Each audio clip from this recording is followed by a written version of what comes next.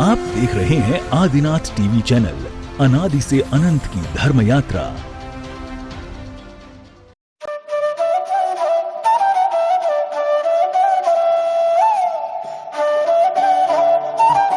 में सागर जी महाराज के जय जय जय। गुणायतन पीड़िता शंका समाधान भावराय प्रोतक जन जन किशन प्रखर वक्ता परम पूज मुनि श्री 160 प्रमाण सागर जी महाराज के जय जय जय। मुनिवर श्री संधान सागर जी महाराज की। झारखंड की राजधानी रांची में परम पूज मुनिश्री का कल मंगल प्रवेश है। उसके पूर्व सायंकालीन वेला में टीवी चैनल का बहुचर्चित विश्वख्यात संघ का समाधान का कार्यक्रम हम प्रारंभ करें। उसके पूर्व पारस चैनल, जिनवाणी चैनल, आदिनाथ चैनल और प्रमाणिक ऐप के माध्यम से जो इस कार्यक्रम को घर में बैठ के देख को सुन रहे हैं, उन सभी का और यहाँ पर उपस्थित समस्त श्रावक श्राविकाओं का, सकल दिगंबर जैन समाज रांची के साथ श्री पार्श्वनाथ मार्वल परिवार हार्दिक अभिनंदन। श्री पारस मार्वल परिवार हार्दिक अभिनंदन स्वागत करता है। आइए चलते हैं। प्रतिदिन की भांति परम पूज मुनिवर के श्री चरण नमन करते गुरु वंदना का सौभाग्य प्राप्त करें। उसके पूर्व टीवी चैनल के माध्यम से जो इस सूचना को सुन रहे हैं, कल का दिन रांची नगर में एक इतिहास रचेगा। परम पूज मुनिवर के सानिध्य में रांची में एक बार नहीं, दो बार नहीं, तीसरी बार उनके सानिध्य में पंचकणक प्रतिष्ठा महामहोत्सव आगामी 1 अप्रैल से 6 अप्रैल तक आयोजित है। और कल प्रातः काल की वेला में श्री पारस मार्वल परिसर से परम पूज मुनिवर का 5:30 बजे विहार होगा। जो वासुपुर जिनालय में परम पूज मुनिवर पहुंचेंगे, वहां शांति धारा के पश्चात परम पूज मुनिवर की आगवानी शोभा यात्रा प्रारंभ होगी, जो नगर के मुख्य मार्गों से होते हुए अपर बाजार के पारसनाथ दिगंबर मंदिर से होते हुए दिगंबर जैन भवन पहुंचेगी। वहां पर परम पूज मुनिवर का रांची प्रवेश के अवसर पर मंगल उद्बोधन प्रवचन का लाभ होगा, महापात्रों का चुनाव होगा और कल की आहार चिरिया दिगंबर जैन भवन से ही संपन्न होगी। वहीं से परम पूज मुनि संघ आहार के लिए निकलेंगे, ऐसी व्यवस्था रखी गई है। आइए हम और आप इन्हीं सूचनाओं के साथ आप सभी से कहना चाहते हैं कि आगामी अष्टानी का महापर्व के अवसर पर 21 जुलाई से 108 मंडली सिद्ध चक्र महामंडल विधान में सिद्धों की आराधना करने का सौभाग्य हमें आपको गुरुवर्ग के सानिध्य में एक बार पुनः संबित शिखर गुणायतन में प्राप्त हो रहा है। वो सौभाग्यशाली परिवार हैं जिन्होंने मंडल प्रन्याजक रूप में अपने परिवार के 8 सदस्यों के साथ इस अनुष्ठान में सम्मिलित होने का सौभाग्य प्राप्त किया है। अगर आपके भाव बनते हैं कि हम भी अपने जीवन में गुरुवर्ग के सानिध्य में सिद्धों की आराधना सिद्ध क्षेत्र संबित शिखर में करने का अवसर सौभाग्य प्राप्त करना चाहते हैं, तो आप सीधे गुणायतन कार्यालय में संपर्क करके आप अपने मंडल को आरक्षित करा के इस अनुष्ठान में सम्मिलित होने का अवसर प्राप्त कर सकते हैं। आइए नमन करेंगे और आशीर्वाद प्राप्त करेंगे और निवेदन करेंगे शंका समाधान के कार्यक्रम के लिए। दोनों हाथ जोड़ लेंगे, बोलेंगे हे मुनिवर नमोस्तु नमोस्तु नमोस्तु। भले परम पूज्य मुनिश्री प्रमाण सागर जी महाराज की। सामने आ जाओ, सामने बिहार टीम। शुरुआत करते हैं। समय कम है। सबसे पहले पंकज नीतू जी पाटोदी साड़म से अपने बीच में वे गुरु चरणों में अपना प्रश्न कर रहे हैं।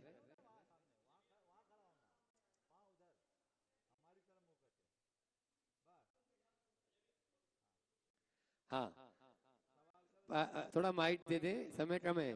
और उसके बाद में तैयार रहेंगे बिट्टू भैया, शिरोमणि संरक्षक गुणायतन, बिट्टू अरियंत भैया।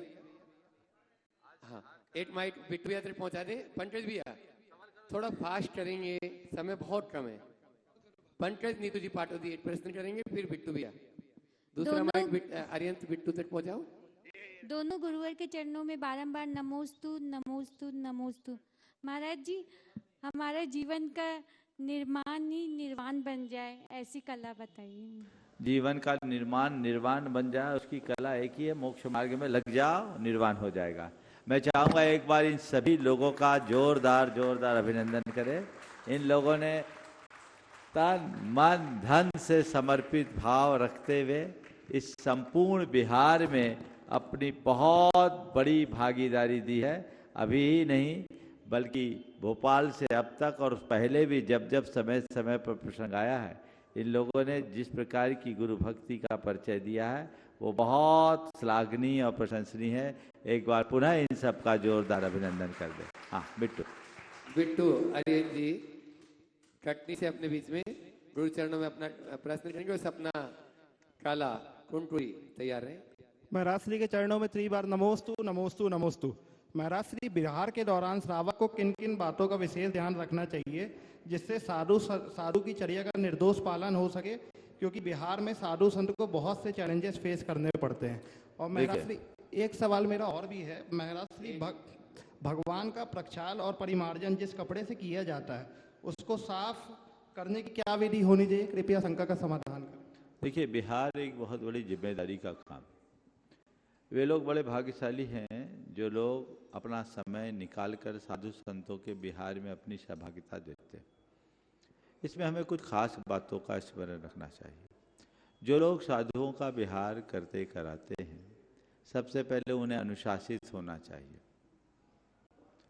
सौम्य और मृदुभाषी होना चाहिए, उनका स्वभाव मिलनसार होना चाहिए, व्यवहार कुशलता उनमें होनी चाहिए और उनका जीवन मर्यादित होना चाहिए, ताकि उनकी छाप लोगों पर पड़े कि ये लोग गुरुओं के साथ बिहार कराने वाले हैं, वे लोग गुरुओं के साथ बिहार कराने वाले हैं, गुरुओं के साथ चलने वाले, ये एक प्रेरणा उनको मिलती है।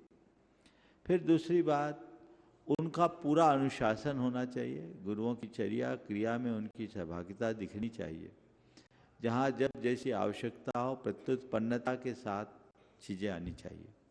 और हर बिहार में ग्रुप के प्रमुख का अनुशासन सबको मानना चाहिए और साधुओं की जो भी बिहार संबंधी योजनाएं हैं उनकी पूरी जानकारी लेकर उसे आगे तक पहुंचाना चाहिए। जहां भी जाए, एक बात मैं जरूर कहूंगा जो इन दिनों बिहार के दौरान अनुभव हुआ, साधु संतों को बिहार के लिए जगह जगह स्थानों की जरूरत पड़ती है। लोग स्थान बहुत प्रसन्नता के साथ देते भी हैं, लेकिन कई जगह ऐसा होता है कि बाद वाले लोग कुछ गड़बड़ कर देते हैं, गंदगी आदि फैला देते हैं, तो उससे उनको दोबारा देने में थोड़ा सा संकोच जैसा होता है, ये उचित नहीं है। तो हमें चाहिए कि किसी भी स्थान पर हम किन्हीं का भी स्थान ले तो उसकी पूर्ण पवित्रता और स्वच्छता का ध्यान रखें। बिहार के सदस्यों को, बिहार की टीम के सदस्यों को चाहिए कि स्थान को ग्रहण करने के बाद छोड़ते समय उसे यथावत सौंपे और उन्हें एक धन्यवाद दें कि आपने हमको बहुत अच्छा सहयोग दिया। उन्हें इतना मित्र बना लो कि कभी भी किसी साधु के विहार आदि की बात आए तो उन्हें संकोच न कर, वो एक पल में तुरंत दे दे, उत्साहित हो। क्योंकि आप लोगों ने खुद ने महसूस किया, कई जगह ऐसी शिकायतें आई जो आगे पीछे संघों के जाने से हुआ है। तो ये गलती संघ साधु संतों के द्वारा तो नहीं होती, लेकिन आगे पीछे वाले लोगों के द्वारा हो जाती है, जिनका हमें बहुत गंभीरता से ध्यान देना चाहिए। जहाँ तक भगवान के अभिषेक प्रक्षाल के वस्त्रों के परिमार्जन की बात है, जिन वस्त्रों से भगवान का अभिषेक होता है उसमें डिटर्जेंट का उपयोग उचित नहीं, उसे रीठा से धोना चाहिए। प्राकृतिक चीज़ों से उनको अगर आप धोते हैं तो वो अति उत्तम होता, हमें इसका ध्यान रखना चाहिए। नमोस्तु महाराज, नमोस्तु। दोनों सपना काला कुंटुरी गुरु चरणों में प्रश्न करें और उसके बाद में तैयार रहेंगे अंकित जी राका ललितपुर। दोनों गुरुवर के चरणों में मेरा कोटि कोटि नमन। गुरुवर, हम बहुत बहुत सौभाग्यशाली कि हमें मनुष्य जीवन मिला है, तो हम गलतियां क्यों करते हैं? आत्मा के द्वारा पाप करने या गलतियां करने का कारण क्या है? देखो, गलतियां करने के दो कारण, एक तो अज्ञानता और दूसरा प्रमाद। हम अज्ञानता में गलतियां करते हैं और प्रमाद से गलतियों को दोहराते हैं। यदि हमारे अंदर ज्ञान और जागरूकता आ जाए तो हम गलतियों से बच सकते हैं। अंकित जैन राका ललितपुर, नयन जी जैन ललितपुर तैयार रहेंगे। मेरे आराध्य गुरुदेव को बारंबार नमोस्तु। गुरुदेव कहते हैं सबसे बड़ा खिलाड़ी वक्त है, जो तुम्हारे पीछे भीड़ भी खड़ी कर सकता है और तुम्हें भीड़ में भी खड़ा कर सकता है। फिर से बोलो। गुरुदेव कहते हैं कि सबसे बड़ा खिलाड़ी वक्त है, जो तुम्हारे पीछे भीड़ भी खड़ी कर सकता है और तुम्हें भीड़ में भी खड़ा कर सकता है। गुरुजी, सही वक्त का चयन कैसे करें जो हमारा वक्त बदल दे? सबसे बड़ा खिलाड़ी भीड़ है जो तुम्हें भीड़ में भी खड़ा कर सकता है। ऐसा वक्त है जो तुम्हें भीड़ में भी खड़ा कर सकता है और तुम्हारे पीछे भीड़ भी खड़ी कर सकता है। आपने पूछा है कि हम वक्त को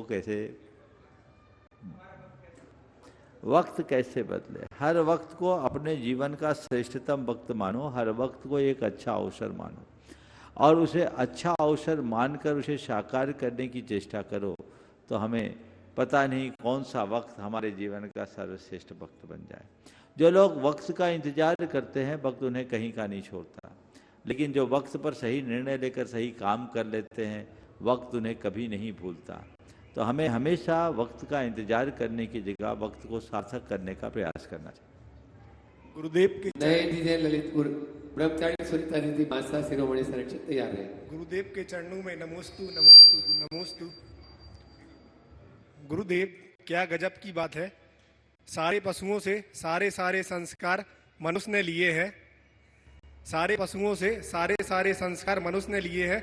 कोई गाता अच्छा है तो कहता है क्या कोयल जैसी आवाज है, कोई ऐसे बुरा सा बोलता हो तो कहता है राम राम, कौआ से बुरा काऊ काऊ करता है। घर में कोई सदस्य सीधी सीधी बात करता है तो बोलते हैं क्या गाय आदमी है। कोई मूर्ख जैसी बात करता है तो बोलते हैं गधा है गधा। और कोई कहता है मेरा बेटा शेर है, शेर की तरह रहता है। सब पशुओं से ले रहे हैं, बस दो को छोड़कर, कुत्ते को और सांप को। गुरुदेव, इनको देखकर बहुत टेंशन हो रही है। आज का मनुष्य जितना जहरीला हो गया है उतना सांप नहीं रहा, और जो कुत्तों को पाल रहा है उससे वफादारी नहीं सीख रहा। गुरुदेव, कृपया शंका का समाधान करें।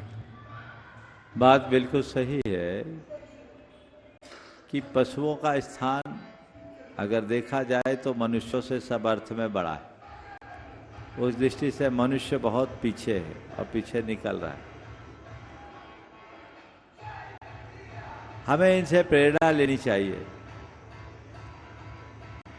हम देखते हैं कि हर अर्थ में पशु मनुष्य से आगे है, लेकिन एक जगह पशु मनुष्य से पीछे है।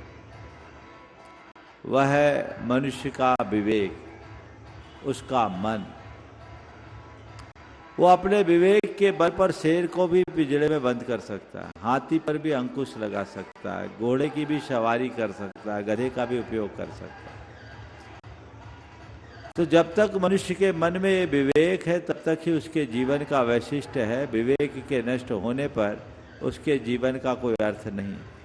इसलिए हर मनुष्य को विवेक संपन्नता का ध्यान रखना चाहिए। अपने विवेक बुद्धि को जागृत करने के लिए सचेष्ट होना चाहिए। कुत्ते और सांप की बात बिल्कुल आपने सही की। सांप से ज़्यादा जहरीला आज का मनुष्य हो गया है। किसी ने बहुत अच्छी बात कही है कि आज आदमी में इस कदर विष भर गया है, वंश सारा विषधरों का डर गया है। आदमी में इस कदर विष भर गया है, वंश सारा विषधरों का डर गया है। कल सुनेंगे आदमी के काटने से रास्ते का सांप कोई मर गया। कुत्ते को हम हर अर्थ में गलत कहते हैं, लेकिन कुत्ते की वफादारी हम सीखे तो बड़ा अंतर होगा। एक बार किसी आदमी ने किसी को कुत्ता कह दिया, वो बड़ा कृतज्ञ था, उसे कुत्ता कह दिया तो कुत्तों को बड़ा बुरा लगा। वो सब एक साथ आकर भौंकना शुरू कर दिया कि बोले ये गलत कह दिया आपने। बोले क्यों? बोले आपने हमको कुत्ता क्यों कहा? बोले क्यों? बोले ये जितना कृतज्ञ नीच है, हम उतने नीच नहीं है। हम तो जिसकी रोटी खाते हैं जिंदगी भर उसके आगे दुम फैलाते हैं, लेकिन ये आदमी कैसा कृतज्ञ है कि जिसको जन्म देता है, जीवन देता है और संस्कार देता है, वे उनको भी अपने घर से निकाल देते हैं। इसलिए हमको कुत्ता मत कहिए, हम कुत्तों से बहुत बेहतर। नमोस्तु गुरुदेव, नमोस्तु। सुनीता दीदी मासा शिरोमणि संरक्षक उड़ाईतन तैयार हैं। चंद्रकला जी पाटनी रांची। गुरुवर के चरणों में नमोस्तु, मुनिवर के चरणों में नमोस्तु, छुल्लक जी के चरणों में इच्छा में। महाराज जी, अगर कोई न्यूज सुनकर के मन आहत होता है और उसमें अगर अपन सोचने के बाद भी मतलब अपने आप में नहीं रह पाते हैं, तो उसमें हमें संकलेश परिणाम का दोष लगेगा या जीवों के प्रति दया का भाव है वो दोष लगेगा। दूसरी बात, हम लोग प्रतिक्रमण करते हैं। प्रतिक्रमण करने में हमारे अगर दूसरी प्रतिमा के व्रत हैं तो हम दूसरी प्रतिमा तक के व्रतों का पाठ कर लेते हैं और आगे की प्रतिमाओं का पाठ छोड़ देते हैं।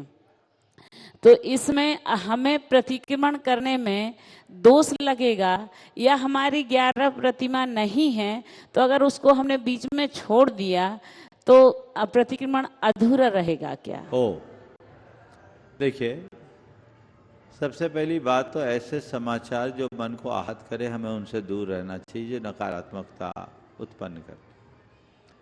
संवेदनशीलता और आकुलता दो अलग अलग चीज है। किसी घटना दुर्घटना को देखकर द्रवीभूत होना अलग बात है और व्यथित होना अलग बात है। संवेदनशील व्यक्ति का हृदय पिघलता है, लेकिन उसके अंदर भाव विवलता नहीं आती। मन में यह भाव आना चाहिए कि हे प्रभु, कब यह संकट दूर हो। ये एक धार्मिक व्यक्ति के लक्षण है। लेकिन कहीं कुछ हो रहा, गोला बारूद फट रहा और हम यहाँ आंसू बहा रहे हैं, ये व्याकुलता है, ये मोह के लक्षण है, इनसे बचना चाहिए। इसी तरह प्रतिक्रमण आदि करे, हमें अपने व्रतों के अत्याचारों की निंदा गढ़ा करके व्रतों में स्थिरता लाना चाहिए। किए गए दोषों के निवारण का नाम प्रतिक्रमण। आप कहते हैं मेरी दूसरी प्रतिमा ऊपर की प्रतिमा नहीं है तो उनका पाठ मैं क्यों पढ़ूं? ऊपर की प्रतिमा की भावना रखते हुए ऊपर का पाठ पढ़ो, तभी तो आगे बढ़ोगे। अगर ये सोचो कि मेरी ऊपर की प्रतिमा ही नहीं है तो उनका पाठ क्यों करूं, तो फिर कभी ऊपर नहीं उठ पाओगे। इसलिए बेहतर है पूरा कर ले, लाभ होगा। नमस्ते। जनरल पाटनी रांची गुरु चरणों में अपना प्रश्न करेंगे। तैयार रहेंगे। आज जहाँ ये शंकर समाधान का सत्र चल रहा है, ऐसे श्री पारस मार्बल परिवार, पूरा परिवार यहाँ पर उपस्थित है, वे सभी रहेंगे। 2 प्रश्न गुरु चरणों में करेंगे। मेरी तरफ से जगत के सब जीवों की तरफ से मुनिराजों के चरणों में नमोस्तु, चुल्लक जी महाराज के चरणों में इच्छामि। महाराज श्री, जीवन हमें 1 दिन का मिले चाहे 4 दिन का, उस जीवन को हम किस प्रकार से जिए कि वो मिसाल बन जाए। बहुत अच्छी बात आपने की। जीवन 1 दिन का मिले या 4 दिन का, हम कैसे जिए कि हमारा जीवन मिसाल बन जाए। मैं ये कहता हूं, जीवन के वर्ष नहीं, जीवन के कर्म महत्वपूर्ण होते हैं। हम थोड़ा जीवन जिए पर जिंदा दिली से जिए। जिंदा दिली के साथ जिया हुआ जीवन, थोड़ा जीवन भी मिसाल बनता है, और खींच तान करके जीने वाले व्यक्ति का जीवन बेहाल होता है। तो हम अपने जीवन को मिसाल बनाएं तो जिंदा दिली अपना। हाँ, और मैं आवाज दे रहा हूँ, पारस मार्बल परिवार, ये वो परिवार है बंधुओं जिस परिवार से अपन देख रहे हैं गुरुवर निकल कर यहाँ पर अपन सबको ज्ञान की गंगा में अवगाहित करा रहे हैं और सबको एक प्रकाश दे रहे हैं। अनिल जी, संगीता जी सेठी, अरविंद जी, पायल जी सेठी, अमन, रिद्धि सेठी, नीलू सेठी, सम्यक सेठी, पुरु सेठी, एक बार जोरदार इस पूरे परिवार का स्वागत अभिनंदन करेंगे। आज उस परिवार ने पूरी बिहार टीम का भी आज बहुत अच्छे स्वागत किया। वे अपना प्रश्न गुरु चरणों में करेंगे और तैयार रहेंगे रामगढ़ से आए हुए सभी श्रावकगण। नमोस्तु महाराज जी। महाराज जी, आज हमारे भाग्य धन्य हो गए कि हमें आपकी अगवानी अपने प्रतिष्ठान में करने का सौभाग्य मिला।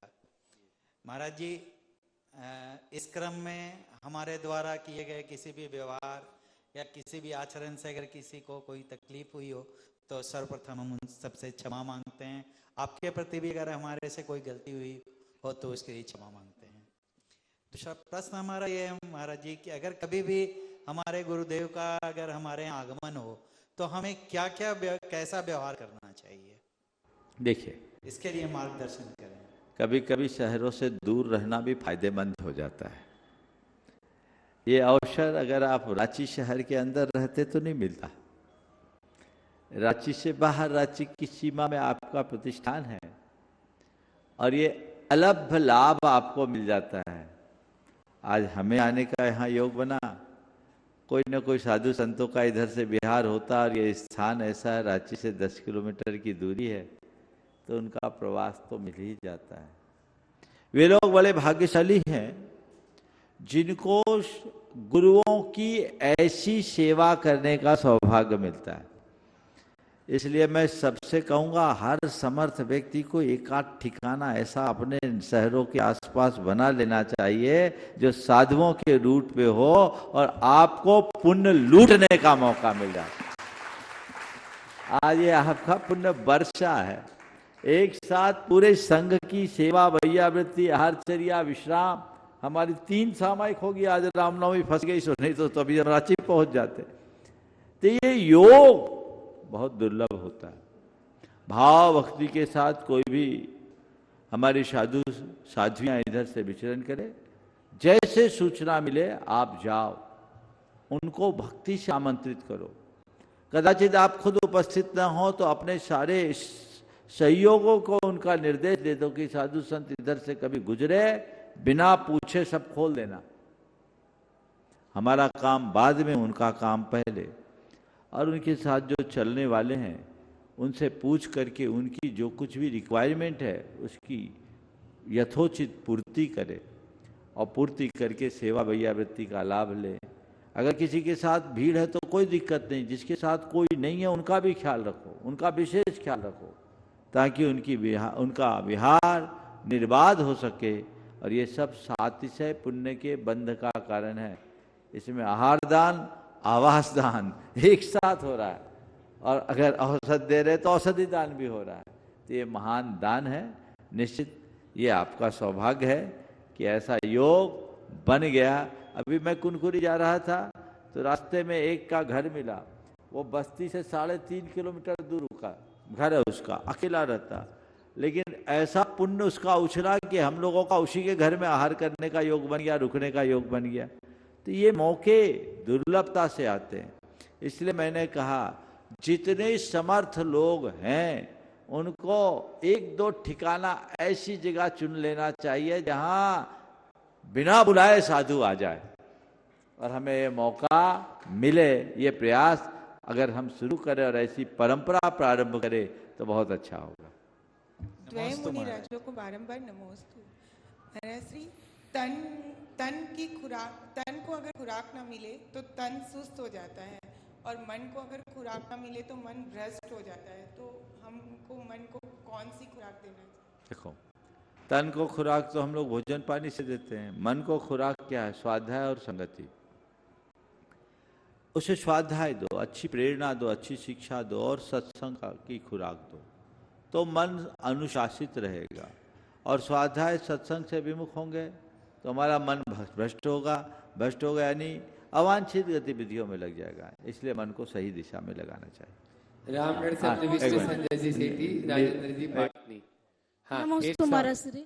महाराज श्री, वक्त बदलते देर नहीं लगता, अच्छा वक्त भी आता है, बुरा वक्त भी आता है, तो ऐसे वक्त में हम खुद को कैसे संयमित करें? देखिए, बुरे वक्त में धैर्य रखें, सोच को सकारात्मक बनाएं, आशावादी बने। अच्छे वक्त में अभिमान न करें और उसे भी माने कि कोई भी वक्त कभी भी बदल सकता है। उसका सदुपयोग करें, विनम्रता को अपने जीवन का आदर्श बनाएं, तो हम हर स्थिति में अपने आप को संभालने में समर्थ हो सकेंगे। नमस्ते महाराज श्री। रामगढ़ से संजय सेठी, राजेंद्र जी पाटनी, सब परिवार यहाँ पर उपस्थित है। गुरु चरणों में अपना प्रश्न पेटरवार से नरेश जी पांडे और सभी साथीगण तैयार रहे। वात्सल्य मूर्ति, हम सबके परम उपकारी गुरुवर श्री प्रमाण सागर जी और संधान सागर जी के चरणों में मेरी आत्मा के समस्त प्रदेशों से नमोस्तु नमोस्तु नमोस्तु गुरुवर। नमोस्तु गुरुवर, नमोस्तु गुरु। महाराज श्री, प्रतिक्रमण, हम लोग श्रावक जन जो प्रतिक्रमण करते हैं और मुनि जन जो प्रतिक्रमण करते हैं, उनमें क्या कोई फर्क होता है क्या? क्योंकि देखिए, प्रतिक्रमण एक तो ऐसा है कि शब्दों का प्रतिक्रमण, और एक प्रतिक्रमण होता है भावों का प्रतिक्रमण। अपने अपराध के शोधन का नाम प्रतिक्रमण। चलिए इधर जल्दी से अपने सभी साथियों के साथ में। और तैयारी सूरज कुमार जी साहू जा तो रहे थे रास्ते से, लेकिन भावनाएं उठकर लोगों देखा तो तुरंत आए हैं। वे अपना प्रश्न करेंगे। बोलो बोलो। महाराज के पेटवार के समाज की ओर से बारंबार नमोस्तु नमोस्तु नमोस्तु। महाराज साहब, भरतेश्वर महाराज को ने 4 युद्ध हार गए और उन्होंने अंत में क्रोधित होकर के बाहुबली पर धर्म चक्र चलाया, तो क्या उनको कर्म का बंध हुआ होगा? और यदि कर्म का बंध हुआ है तो फिर घर गृहस्थ उन्होंने देखिए, आप जो कह रहे हैं भरत चक्रवर्ती के ने युद्ध हारने के बाद भी चक्र चलाया, निश्चित वो तीव्र कषाय की योग में हुआ, कर्म बंधा और अपनी सुप्त अवस्था के कारण उन्होंने कर्म को बांधा, लेकिन बाद में जागृत होकर उनने कर्मों को काटा और एक अंतर मुहूर्त में केवल ज्ञान प्राप्त कर लिया।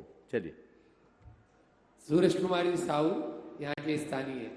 हाँ, महाराज जी के श्री चरणों में कोटि से नमस्कार। महाराज जी, मैं जन्म से जैन नहीं हूँ, पर आपके प्रवचनों में मैंने सुना है और आचार्य श्री के प्रवचनों में भी मैंने सुना है कि जन्म से ना हो पर अपने कर्मों से, अपने आचरणों से भी कोई भी जैन बन सकता है। मैं जन्म से तो जैन नहीं हूँ। अभी मैं रामनवमी का जुलूस देखने के लिए निकला हुआ था, अचानक मेरी नज़र अंदर इधर आई और मैंने पीछे भावना योग का लोगो देखा। भावना योग का जब लोगो देखा तो मुझे लगा कि ये तो भावना योग का लोगो है। तो मुझे लगा कि कहीं महाराज जी तो नहीं आए हुए, बाहर इतनी सारी गाड़ियां भी खड़ी है। तो मैंने बाइक घुमाया, अंदर आके देखा तो मैंने देखा कि आप बैठे हुए हैं। और संयोग से आज मेरा सौभाग्य है कि आज मेरा जन्मदिन भी है और मैं जैन धर्म को बहुत मानता हूँ, बहुत सुंदर, देखो, और अनुसरण भी करता हूँ। मैं मतलब खुशी से बोल नहीं पा रहा हूँ। बहुत सुंदर। मैं चाहूंगा इनका एक बार सभी लोग जोरदार करता ध्वनि से स्वागत करें। भैया, साहू तो तुम्हारे नाम के साथ लगा ही है, अब कर्म में साधु बन जाओ, जीवन धन हो जाएगा। तुम जन्म से जैन भले न हो, अपने आप के अंदर जैनत्व को प्रतिष्ठित कर लो। आज जैन हो।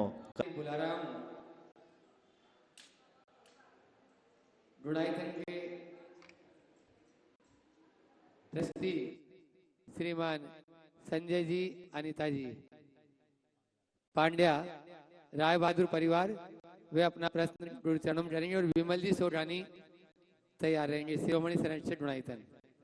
ओ, संजय नहीं है, विमल जी से शुरू करो। विमल जी। हाँ, विमल जी सोरानी सपत्नी यहाँ पर उपस्थित है रांची से, वे अपना प्रश्न करेंगे। नमस्ते महाराज जी। बोलो बोलो। संसार में उत्तम व्यवहार व शुभ कर्म ही भगवान की सच्ची पूजा है, तो अष्टद्रव्य से पूजा का क्या प्रयोजन है? फिर से बोलिएगा। संसार में उत्तम व्यवहार व शुभ कर्म ही भगवान की सच्ची पूजा है। उत्तम व्यवहार, उत्तम व्यवहार, उत्तम व्यवहार, उत्तम व्यवहार ही भगवान की पूजा है। शुभ कर्म ही भगवान की सच्ची पूजा है, तो अष्टद्रव्य से पूजा का क्या प्रयोजन है? मैं आपसे पूछना चाहता हूं कि अष्टद्रव्य की पूजा उत्तम व्यवहार नहीं है क्या? उत्तमोत्तम व्यवहार है। आम जनों से बातचीत करना हमारा व्यवहार है और भगवान से पूजन करना भगवान के साथ संवादात्मक व्यवहार है।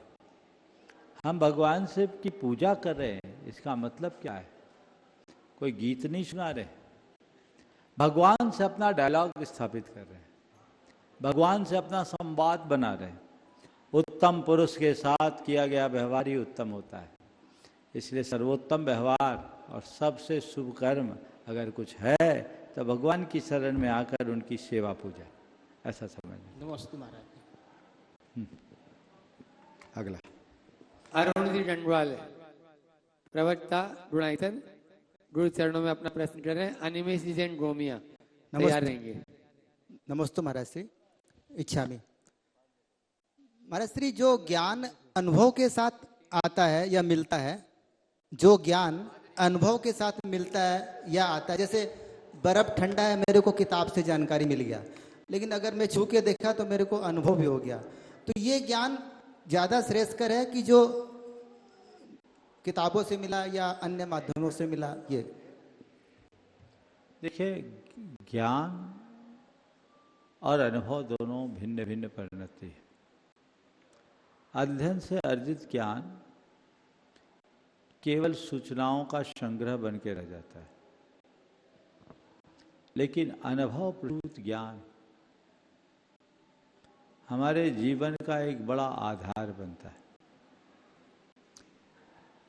कोई व्यक्ति अर्थशास्त्र पढ़े और करोड़पति बनने का रास्ता जाने, ये अलग बात है। और कोई व्यक्ति अर्थशास्त्र के अनुरूप अपना व्यवसाय करके करोड़पति बने, ये अलग बात। अर्थशास्त्र पढ़ना केवल अध्ययन है और अर्थशास्त्र के अनुरूप आचरण करके करोड़ों का अर्जन करना अनुभव। अनुभूति सबसे उत्कृष्ट अवस्था है और हमारा लक्ष्य और ध्येय अनुभव का ही होना चाहिए। सूचनाएं विस्मृत हो सकती है, अनुभव कभी विनष्ट नहीं होता, अनुभव शाश्वत होता है। इसलिए हमें हमेशा अनुभव को प्रमुखता देनी चाहिए। नमस्ते। अनिमेश जी एंड रोमिया गुरु चरणों में अपना प्रश्न कर रहे हैं और तैयार रहेंगे संजय जी, अनिता जी पांड्या, राय बहादुर परिवार, रांची। गुरुदेव के चरणों में हम सब की ओर से नमोस्तु नमोस्तु नमोस्तु। गुरुदेव, आप कहते हैं कि भावना भाने से सब काम हो जाता है। मेरी भी एक भावना आपके चलते कदमों के साथ बहुत मैं भा रहा हूँ, लेकिन एक तरफ ये भी है कि आप कहते हैं कि एक्सपेक्टेशन मत रखो कोई भी चीज़ का, तो दोनों चीज़ों में सामंजस्य कैसे बैठा है? देखिए, भावना भाना और एक्सपेक्टेशन रखना दोनों में अंतर है।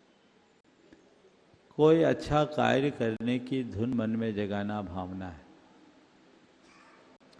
और किसी व्यक्ति या व्यवस्था से आशा और अपेक्षा जोड़ लेना एक्सपेक्टेशन है, मुझे ऐसा मिले ही। अच्छे कार्य के लिए भावना भाने से हमें प्रयत्न की प्रेरणा भी मिलती है, लेकिन जब हमारी अपेक्षाएं प्रबल हो जाती है तो उसकी पूर्ति के अभाव में मन में आकुलता आती है। आकुलता मुक्त अपेक्षा भावना है और भावना में जब आकुलता जुड़ जाए तो अपेक्षा है। किसी चीज को पाने की भावना होना और किसी चीज के पीछे व्याकुल होना दोनों भिन्न भिन्न परिणतियां हैं। इसलिए भावना भाएं, व्याकुलता से बचें। नमोस्तु गुरुदेव। दोनों अनिता संजय जी पांड्या गुरु चरणों में अपना प्रश्न करें, दोनों प्रश्न करेंगे और MP अजमेरा जी महाराज श्री के चरण में बारंबार नमोस्तु नमोस्तु नमोस्तु। वहीं से है महाराज श्री, मेरा संचय है कि आत्मविश्वास, सेल्फ कॉन्फिडेंस, अहंकार जो हम सब में भरा हुआ रहता है वो, और मान सम्मान, इन सब चीजों में बहुत बारीक सब दिखता है। इस चीजों को कैसे हम अलग अलग तरीके से समझें, किसको अपनाएं किसको ना अपनाएं, इसमें मार्गदर्शन करें। देखिए, बहुत अच्छी बात। आत्मविश्वास का सच्चा अर्थ तो है आत्मा के अस्तित्व का विश्वास, आत्मा पर विश्वास। जो अपने आत्मा के स्वरूप को जानता है, आत्मा पर विश्वास करता है, वो कभी विचलित नहीं होता, वो कभी भटक नहीं सकता।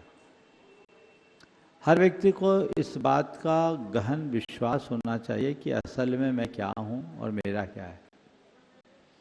जब हम अपनी असलियत को जान लेंगे तो बाकी भ्रमपूर्ण बातों पर हमारा रंत मात्र भी भरोसा नहीं होगा, हम उनसे मुक्त होंगे। तो हमें अपने जीवन की वास्तविकता को जानने का प्रयास करना चाहिए, यही सच्चे आत्मविश्वास की पहचान है। वर्तमान में आत्मविश्वास को सेल्फ कॉन्फिडेंस की बात की गई, वो भी एक गुण है जो व्यवहारिक जीवन के लिए बहुत आवश्यक और उपयोगी भी है।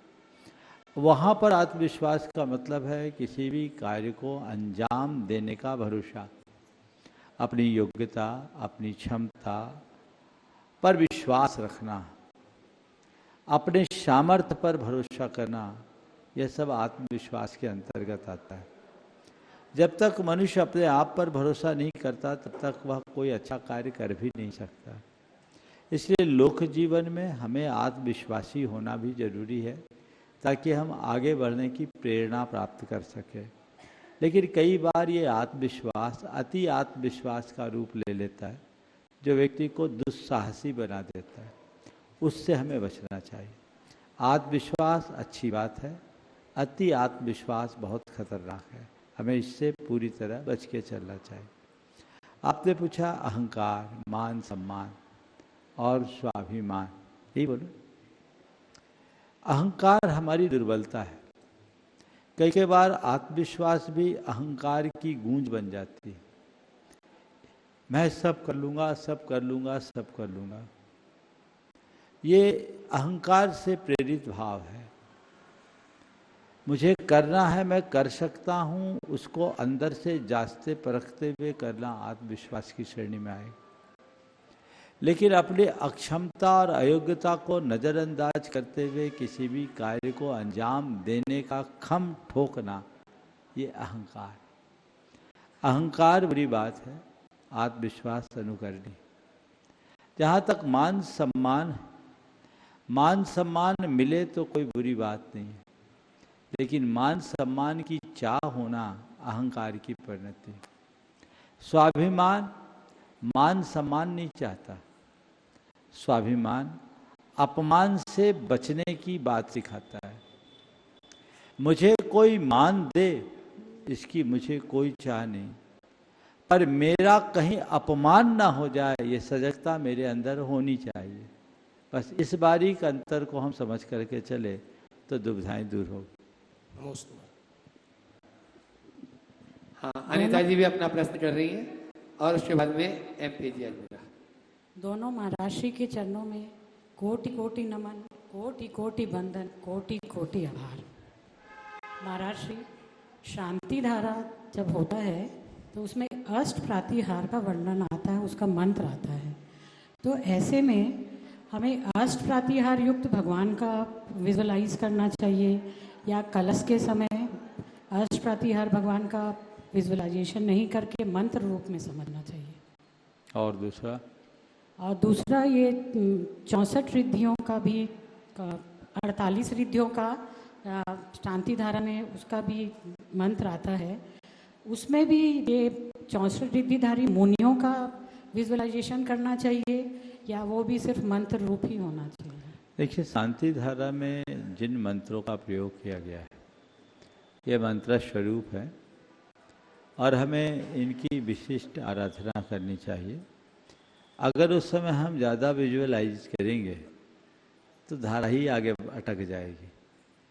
तो इन्हें मंत्र के रूप में आराधें, और ये जब ध्यान करें तो हम प्रातिहार युक्त अरहंत भगवान को स्मरण करें। इसी प्रकार नमो जिनानम, नमो ओहि जिनानम आदि के मंत्र हैं। ये मंत्र हैं, मंत्र पढ़े और नमन का भाव करें। और हम उस समय रिद्धिधारी मुनिराजों को याद न करें, हम इन सब गुणों से युक्त भगवान का स्मरण करें तो हमारे लिए कल्याणकारी होगा। उस समय विजुअलाइजेशन जरूरी नहीं है, ये ध्यान की परिणति है। ध्यान के काल में हम इन्हें पढ़ें, पाठ के काल में नहीं। नमोस्तुते। श्री सेवायतन के पूर्व अध्यक्ष वयोवृद्ध सेवानिवृत्त IAS अधिकारी अपने बीच में श्रीमान MP अजमेरा जी रांची गुरु चरणों में अपना प्रश्न कर रहे हैं। आप लोग जोरदार तालियों से एक बार अजमेरा जी का सम्मान कर दें, और उसके बाद में तैयार रहेंगे प्रीसा जैन रांची। महाराज श्री, आपका आगमन पूरे देश के जैनी समाज के लिए एक आदर्श उपस्थापित हो। ये पंचकल्याणक जो यहाँ हो रहा है वो इतिहास की रचना करे। आपने अपने प्रवचन में जिन बातों का उल्लेख आपने किया है वो जैन समाज की मर्यादा के हित में सर्वोपरि है, लेकिन जैन धर्म की मर्यादा क्या है उसे मैं भी समझता हूँ, आप भी समझते हैं, वो सारे लोग समझते हैं। मर्यादाहीन व्यक्तित्व के धनी अगर कोई है तो कोई और नहीं, हम सभी हैं। हम एक निवेदन यह करना चाहते हैं, भगवान महावीर की मर्यादा भगवान राम से कम नहीं। अगर आज अमेरिका के राष्ट्रपति ट्रंप भगवान महावीर के आदर्शों को अपना ले तो पूरे विश्व में यह युद्ध की परंपरा समाप्त हो जाएगी। आवश्यकता इस बात की है कि आपने महाराज श्री जो बातों का उल्लेख आज ने किया, भगवान रामचंद्र जी के जीवन की विशेषताओं का उल्लेख किया है, वो अपने जीवन में एक आनंद है, और वो तभी है, यह शंका है कि इसका समाधान आपको करना है कि जो आपने कहा है अगर उन सिद्धांतों का पालन जैन समाज रांची कर दे तो पूरे हिंदुस्तान में पूरे जैन समाज के लोग जैन समाज रांची की मर्यादा आसमान पर पहुंचा देंगे। लेकिन यह तब होगा जब यह शंका है, इसका समाधान आप करेंगे। अगर मेरी शंका के समाधान से आपकी ध्वजा फहरा जाए तो इससे अच्छी बात क्या है। मुश्किल ये है कि शंका समाधान तो रोज होता है, लेकिन लोग सावधान कहाँ होते। शंका समाधान से अगर आप सावधान हो जाए तो जीवन की दिशा बदलती है। हम सबको चाहिए कि जिन बातों को हम सुनते हैं समझते हैं उन्हें स्वीकार करें। युग बहुत तेज गति से बदल रहा है और इस बदलते हुए दौर में सब तरह की व्यवस्थाएं भी बदली है, पूरी तरह परिवर्तित और प्रभावित हुई। ऐसे दौर में हम समाज को उद्बोधित कर जागृत करें ताकि लोग अपने सांस्कृतिक मूल्यों के प्रति निष्ठावान बन सके और जीवन को बेहतर बना सके। हम लोगों का काम प्रयास करना है, लेकिन ये मान करके चलिए कि सब कुछ थोड़े से प्रयास से संभव नहीं है। हर व्यक्ति को जुड़कर इस उद्देश्य और अभियान में जुटने की आवश्यकता है ताकि जीवन को कल्याणोन्मुखी बना सके। ओम। रीसा जैन रांची और तैयारेंगे अनामिका जैन रांची, रोटू भैया का पूरा परिवार एक साथ। दोनों महाराज जी को नमोस्तु, छुल्लक जी को इच्छामी। महाराज जी, मेरा प्रश्न ये है कि तीर्थंकर जी और भगवान जी में क्या अंतर है? तीर्थंकर और भगवान में क्या अंतर है? देखिए, भगवान वो है जो सबको केवल ज्ञान हो गया, वो सब भगवान होते हैं। लेकिन जो द्वादशांग की रचना करते हैं, चतुर्विध संघ की स्थापना करते हैं या धर्म तीर्थ की प्रवृत्ति करते हैं, उनको तीर्थंकर कहते हैं। तीर्थंकर 24 ही होते हैं, भगवान अनंत होते हैं। समझ गए? तो सब मुनि भगवान नहीं बनते, भगवान बन सकते हैं, लेकिन तीर्थंकर कोई को ही बनते हैं। वर्तमान में हमारे तीर्थंकर 24 है। हाँ महाराज जी, तीर्थंकर 24 ही क्यों होते हैं? तुम्हारे कान 2 ही क्यों हैं? आंखें 2 ही क्यों हैं? बोलो। 1 क्यों नहीं है? कान 3 क्यों नहीं है? आंखें 3 क्यों नहीं है? 1 क्यों नहीं है? क्या उत्तर है इसका? है इसलिए है ना? तो हमारे तीर्थंकर 24 होते हैं, इसलिए होते हैं। ठीक है, फिर भी तुमने पूछा है तो तुम्हें बताना तो पड़ेगा। हमारे भगवान को हम क्या बोलते हैं? परमात्मा। और ये देखो, ये परमात्मा होते हैं ना। परमात्मा को लिखेंगे तो पहले प लिखेंगे, फिर र लिखेंगे, फिर माँ लिखेंगे, फिर आधा त लिखेंगे और माँ लिखेंगे, है ना। ये देखो परमात्मा हो गया। इस प को लिखोगे तो ये 5 जैसा दिखता है। हिंदी में 5 लिखते हैं ना, तो ये प के आगे हमने क्या लिख दिया? 5।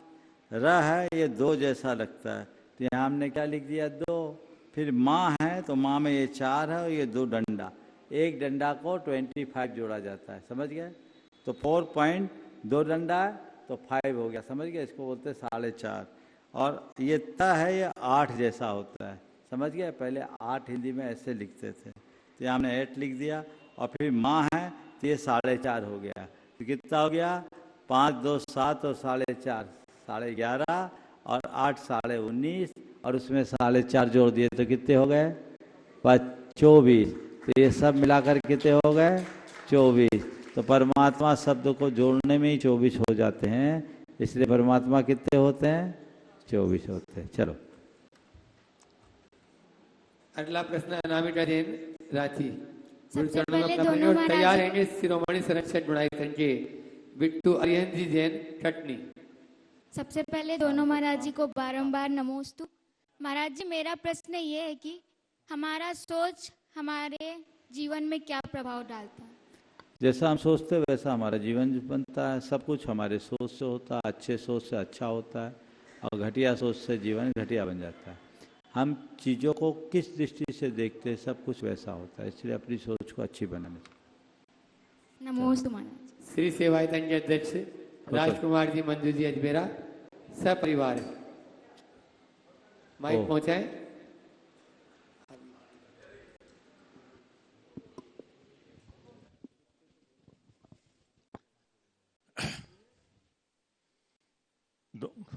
दोनों महाराजों को नमोस्तु नमोस्तु नमोस्तु।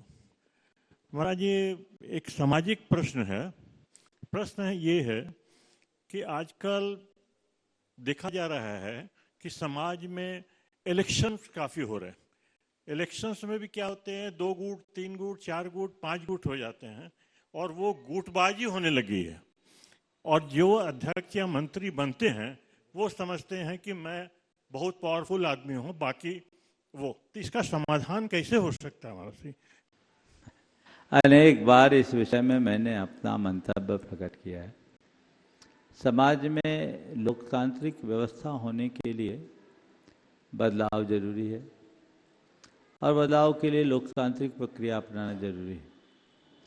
पर जब इलेक्शन होता है तो पक्ष विपक्ष होता है, नॉमिनेशन होता है और उसमें पूरी ताकत लगा दी जाती है। जीतता कोई भी है, हारती समाज है। तो समाज ना हारे, लोकतांत्रिक प्रक्रिया भी बनी रहे, इसके लिए एक बहुत अच्छा तरीका मेरी समझ में आता है। वह है इलेक्शन की जगह सिलेक्शन की प्रक्रिया को शुरू किया जाए। हम इलेक्शन को गौन कर दें और सिलेक्शन करें। इलेक्शन और सिलेक्शन में क्या अंतर है?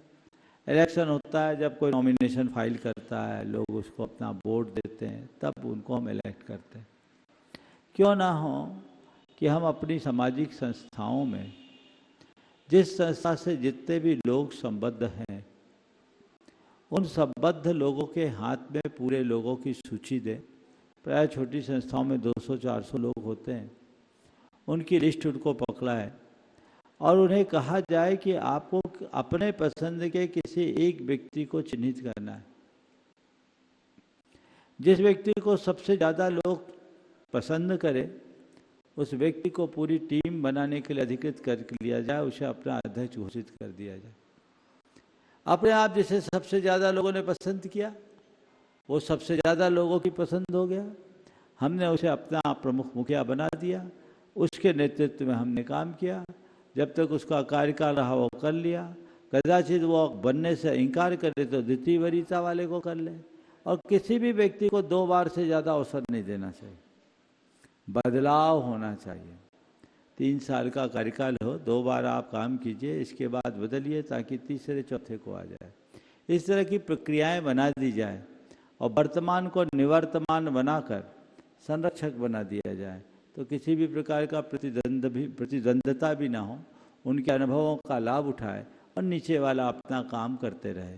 तो वर्तमान जो है, जो निवर्तमान हुआ है, वो संरक्षक हो जाए और जो चयनित हुआ है लोगों के द्वारा वो मुखिया बन जाए। तो ये इस तरह की प्रक्रिया को और व्यवस्थित तरीके से संपन्न करके काम किया जा सकता है। हमें इस दृष्टि से विचार करना चाहिए और इसके लिए सार्थक प्रयास भी करना चाहिए। महाराज से इसमें क्या हो रहा है अभी समाज में कि ग्रुप बन रहे हैं। वो तो जहाँ चुनाव होगा वहाँ दंगल होगा। दंगल से बचना है तो इसका तरीका यही है, कोई नॉमिनेशन नहीं, हर आदमी उम्मीदवार है। जिसको लोग सबसे ज्यादा पसंद करे तो ग्रुपिज्म उसमें नहीं आता। इसके अलावा और कोई उपाय नहीं है। पहले ये होता था कि समाज में बड़े लोग होते थे और सब लोगों के ऊपर उनका बड़ा स्नेह होता था, प्रभाव होता था, उपकार भी होता था।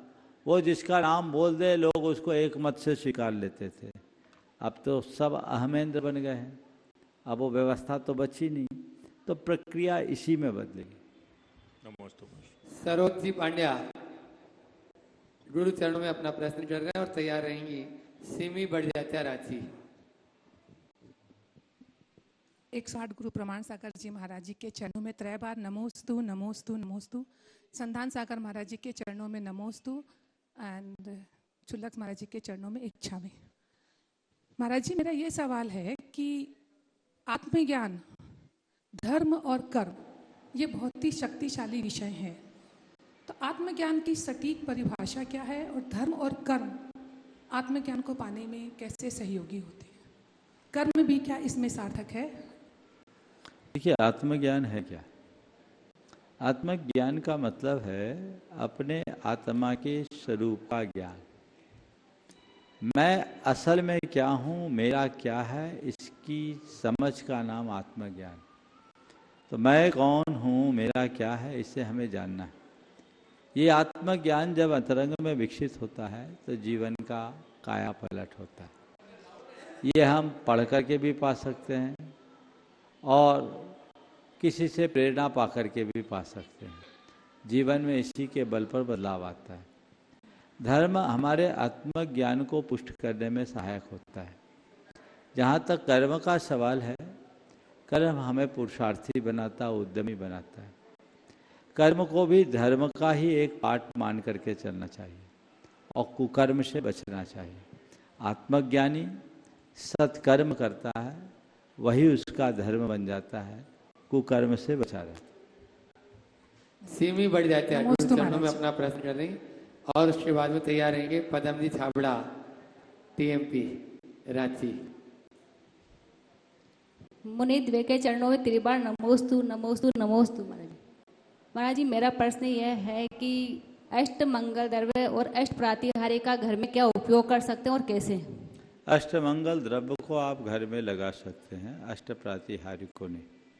अष्टमंगल तो घरों में लगाना ही चाहिए। हर घर में अष्टमंगल होना चाहिए। अष्टमंगल की हमने संरचना भी कराई। आप अपने घर के बंधनवार के रूप में लगा सकते हैं। अष्टमंगल को आप अपने घर के ड्राइंग रूम में भी लगा सकते हैं, जहाँ लोगों की दृष्टि पड़े। इससे घर में सकारात्मकता का संचार होता है। प्रातिहार केवल तीर्थंकरों के होते हैं, तो अष्ट प्रातिहार केवल मंदिर जी में होना चाहिए, वेदी आदि के खाली। अष्टमंगल आप घर में लगा सकते हैं। नमोस्तु। सब पत्नी यहाँ पर उपस्थित है। पदम जी छाबड़ा रांची, गुरु चरणों में अपना प्रश्न कर रहे हैं। दोनों मुरु निराजों के चरणों में शत शत नमन। महाराज श्री, मेरे से मैं आया तब यहाँ पे पूछ रहे थे कि आपकी कोई शंका हो तो महाराज श्री से शंका समाधान में पूछा जाए। मैं ऐसा कोई शंका के लिए तैयार होकर के नहीं आया था कि आपसे मैं बैठ करके कभी आपसे पूछूं। मैं खाली एक ये यहाँ पे सब जगह कहीं से भी फोन आता और आता है तो गुणायतन के लिए लोग पूछते हैं, तो मैं मेरी तरफ से जवाब दे देता हूँ कि गुरुदेव अब झारखंड की भूमि में में जो आ रहे हैं, तो अब हम लोगों को गुणायतन समर्पित हो जाएगा और महाराज श्री के द्वारा हम लोगों को सौंप दिया जाएगा और हम लोग उसके दर्शन करने के लिए, तो महाराज श्री इसके लिए आपका आशीर्वाद चाहिए। और जनता को, सबको जो जिनके मन में शंका है कि गुणायतन हम लोगों को कब मिलेगा आपके द्वारा। नमस्ते। देखिए, गुणायतन कोई छोटा मोटा कार्य नहीं, बहुत बृहद कार्य, और सबको ये पता है कि बड़ा कार्य श्रम साध्य भी होता है और काल सापेक्ष भी होता है। समय लगा लेकिन परिणाम सामने आ रहा है। अब बस ज़्यादा वक्त नहीं बचा, थोड़े दिनों की प्रतीक्षा और बाकी है।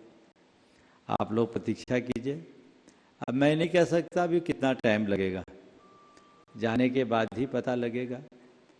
पर मुझे इतना पता है कि पूरी शर्ट की सिलाई तो जल्दी हो जाती है, काज बटन में बहुत टाइम लगता है।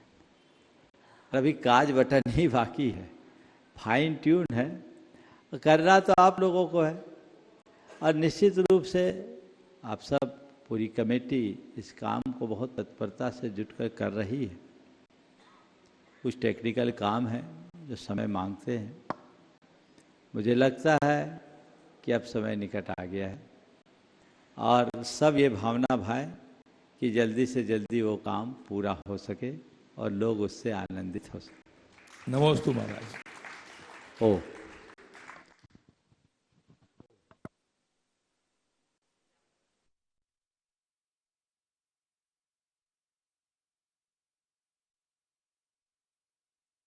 उनमें कोई एक मेरा बहुत खास होता है, उसके पीछे तो कोई रीजन होता है, लेकिन तीर्थंकर तो 24 होते हैं। लेकिन हम किसी जिनालय में प्रवेश करती हूँ, मैं स्पेशली अपने लिए पूछ रही हूँ, जितना भाव से मैं मूल वेदिका या मूल नायक का दर्शन करती हूँ, शायद अन्य प्रतिमाओं का उतना भाव से नहीं कर पाती हूँ।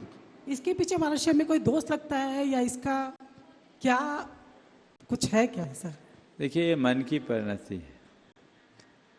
श्रद्धा सब जगह होती है, समर्पण कहीं एक जगह होता है। आप मंदिर की बात छोड़ दो, संघों में जाते हो,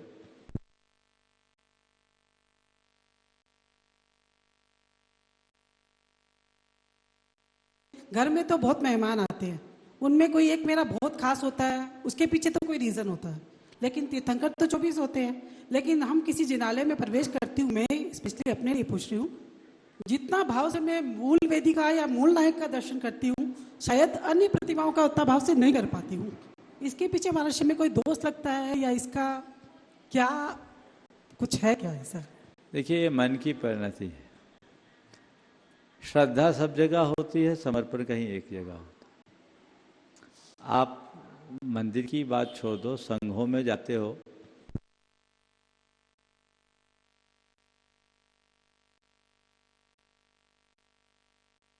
घर में तो बहुत मेहमान आते हैं, उनमें कोई एक मेरा बहुत खास होता है, उसके पीछे तो कोई रीजन होता है।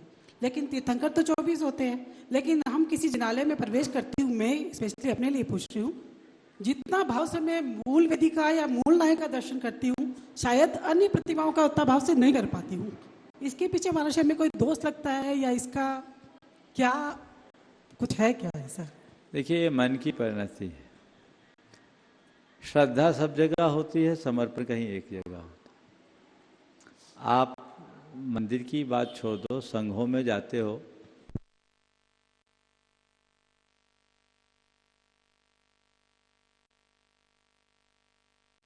संघ में अनेक मुनिराज होते हैं, मन कहीं एक ही जगह लगता है। हमारा ध्यान 24 में ही टिका रहे, 24 से बाहर न जाए। एक जगह बैठ ले, पूजा कहीं एक जगह कर ले, अर्घ सब जगह कर ले, तो कोई दोष नहीं है। ये हमारे मन की दुर्बलता और चौपसम सम्यक दर्शन की पहचान, ऐसा चलता है। राहत गढ़ से अपने बीच में पंडित अंकित जी शास्त्री, जो भी रांची में पदस्थ है, गुरु चरणों में अपना प्रश्न करते हैं। सारस्वत सद्य योगी परम पूज्य गुरुदेव के पवित्र दिव्य चरणों में अनंत कृतज्ञता पूर्ण नमोस्तु नमोस्तु नमोस्तु।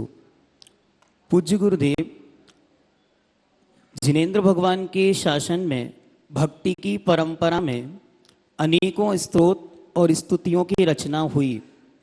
भक्तामर स्तोत्र के पूर्व भी अनेकों स्तोत्र और स्तुतियां उपस्थित थे। भगवान समंतभद्र देव आदि के द्वारा बहुत विशाल काय स्वयंभू स्तोत्र आदि की रचना हुई। फिर भी भक्तामर स्तोत्र में ऐसी क्या विशेषताएं हैं जिसके माध्यम से वह विश्व में सर्वश्रेष्ठ प्रसिद्ध हुआ? बिल्कुल सही आप बोल रहे हैं। भक्तामर स्तोत्र अगर भाव पक्ष की दृष्टि से देखे जाए तो कल्याण मंदिर स्तोत्र में और गहरा भाव, लेकिन कभी कभी रचनाकार के पुण्य से रचना भी ज़्यादा प्रभावित हो जाती। भगवान पार्श्वनाथ की कितनी स्तुतियाँ और आरती लिखी गई, पर तुमसे लागी लगन का कोई तोड़ नहीं है, नहीं है ना। तो ये कभी कभी रचनाकार के पुण्य प्रताप से रचनाएं भी कालजयी हो जाती। और मुझे लगता है कि भक्तामर स्तोत्र इतना प्रसिद्ध हुआ है, उसका सबसे बड़ा कारण उस स्तोत्र का पहला शब्द है भक्तामर।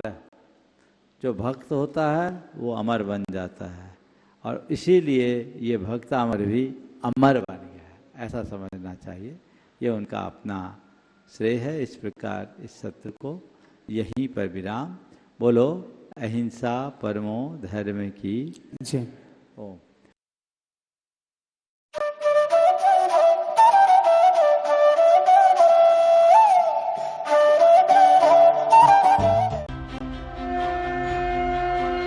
आप देख रहे हैं आदिनाथ टीवी चैनल, अनादि से अनंत की धर्म यात्रा।